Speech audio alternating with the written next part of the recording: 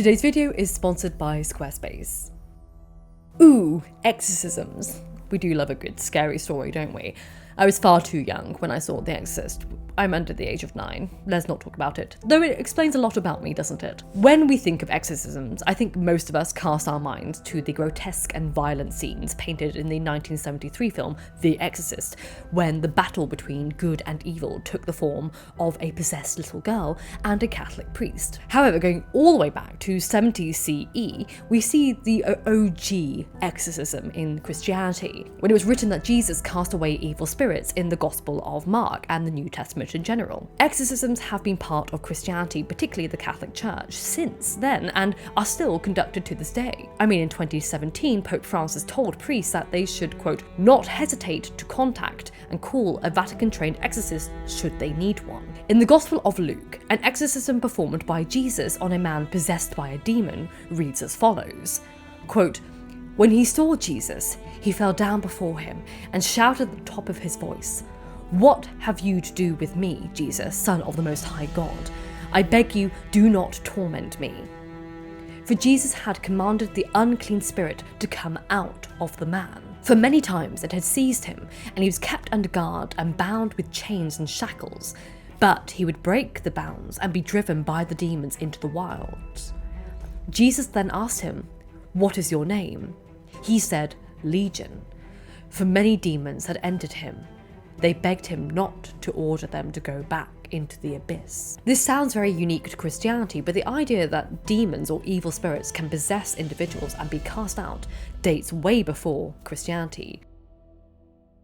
But before we get into the video, let's take a moment to thank today's sponsor, which is Squarespace. Squarespace is an all-in-one website platform for entrepreneurs to stand out and succeed online. Whether you're just starting out or you're managing a growing brand, Squarespace will make it easy for you to create a beautiful website, engage with your audience, and sell anything from products to content to time, all in one place and all on your terms. Are you new to building websites? Well, you can design a gorgeous, unique, and professional-looking website tailored to your brand, thanks to Squarespace Blueprint. And with Squarespace's integrated optimized SEO tools, you can get your new website launched and discovered quickly. And you don't need to know anything about coding thanks to Squarespace's next generation editor, Fluid Engine, which lets you drag and drop your content where you want it on desktop or mobile. And if you're a freelancer creative wanting to launch your own courses, then Squarespace is the place for you. There you can upload your videos and add a paywall, set your own prices and charge either a one-time fee or sell subscriptions, whatever works best for your brand. So if you want to expand your business or just build a cool website for your blogging leisure, then head to squarespace.com for a free trial. And then when you're ready to launch, go to squarespace.com/lady of the library to save 10% off your first purchase of a website or domain. An exorcism is a prayer or ritual meant to remove the influence of demonic evil powers over a person. And the earliest example of this dates back to the 1st century BCE. For people living in ancient Iraq and the imperial peripheries in Syria, Anatolia and Iran during the 1st millennium BCE, magic was a part of everyday life. In Mesopotamia, scholars and healers called Ashipu expelled demons that brought illnesses and chaos onto individuals. The words Ashipu, or another term Mashmashu, is translated as exorcist from Sumerian and Akkadian ritual and incantation texts. Magic was considered a guiding principle in ancient Mesopotamia, from celestial omens warning people of dangers and threats, from threatening ghosts and demons and curses. Ashipu were therefore important figures who straddled the worlds of philosophy, medicine, science, religion and literature. From cuneiform records recovered from the famous Library of Ashurbanipal in Nineveh, we can see some of the spells and incantations that they spoke. You see, the Mesopotamians believed that the human body was incredibly susceptible to demonic harm and other malevolent forces, so they created adornments to protect them from such evil, such as amulets depicting Lamashtu, a demon who usually attacked pregnant women or newborn babies, or pendants of the demon Pazuzu, which, if you've watched The Exorcist, will be a very familiar name. Now take that in mind about the overlap between Christianity and ancient Mesopotamia, because that's important here. We'll come back to that. The most detailed documentation of an exorcism ritual that we have is known as the Maklu, the burning, from the 1st millennium BCE. We believed it was performed in 670 BCE on the estate of a very high-ranking person, so high-ranking it may have even been an Assyrian or Babylonian king. The ceremony started at night, likely in the bedroom of the patient, and it included anointing them with oil, drawing magic circles around them and placing magical objects around the room before invoking the gods of the night and burning representations of witches. The ritual goes as such: I rise up the torch and burn the statues of the demon, the spirit, the lurker, the ghost, and any evil that seizes mankind. Dissolve, melt, drip ever away. May your smoke rise ever heavenward. May the sun extinguish your embers. May the sons of Ea, the Magnus of the gods, cut off your emanations. Now, if we're talking about ancient cultures that relied heavily on magic, actually magic was an integral part of their life, we can't not talk about ancient Egypt. You see, they too were concerned by the prospect of angry ghosts, evil spirits, and angered gods, and to maintain one's health and safety, they performed rituals and incantations, which are now known as the execration texts. Execration means to denounce or curse a person, entity, or object one finds detestable, dangerous, or offensive, and as such, features some of the earliest known forms of exorcisms. The execration texts date to the Old Kingdom, circa 2613 to 2181 BCE, and over 1,000 of these ritual texts have been excavated from Egypt. For the ancient Egyptians, evil was conceptualized as chaos and disruption to the natural order, and the iconography of evil was often connected to the gods Typhon and Seth. But this makes the discussion of demons a little complicated, as there's no real clear distinction between demons and deities.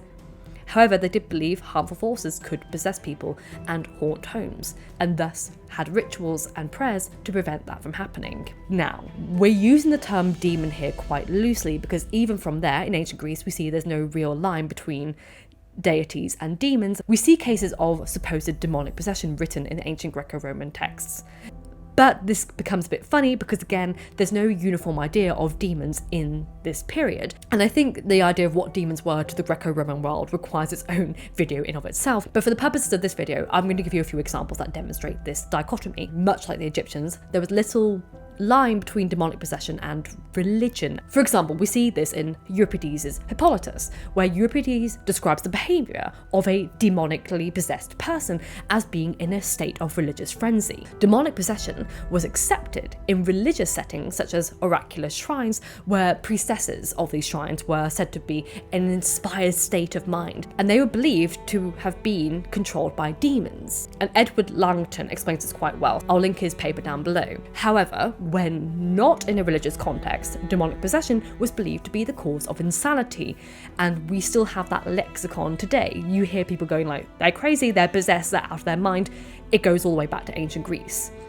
Aeschylus used the phrase one possessed as a pejorative for an individual acting irrationally, and Theophrastus describes a superstitious character who, when seeing, quote, a madman or epileptic, he shudders and then he spits down on his chest. And yet, whilst it was quite commonplace to discuss things in terms of legitimate demonic possession and not, people were dubious of the concept of demonic possession.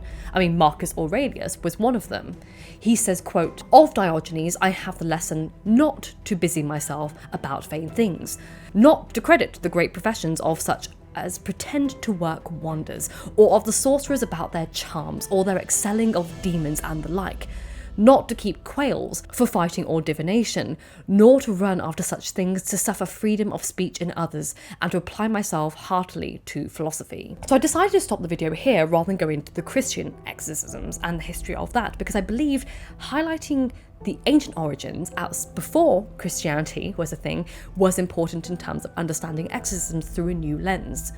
You see, before I read about this myself as a youngster, I understood exorcisms in the Christian faith as their concept of evil and devils and Satan possessing a human being and being exorcised. I never looked at it in context of Christianity versus paganism.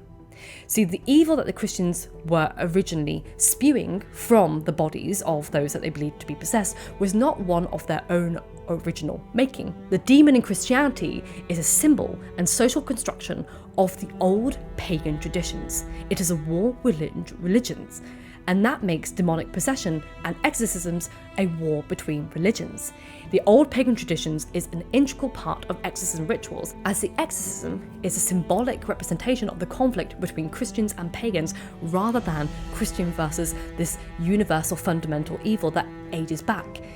It's more of a battle between symbols of religion rather than good and evil, and that evil being another type of religion, the pagan traditions, not another concept that goes beyond both of them. The exorcism of Christianity is the byproduct of a symbolic social construction between one new religion going against ancient old pagan traditions. And I think that's far more interesting to analyse than going into the concept of what is evil out there.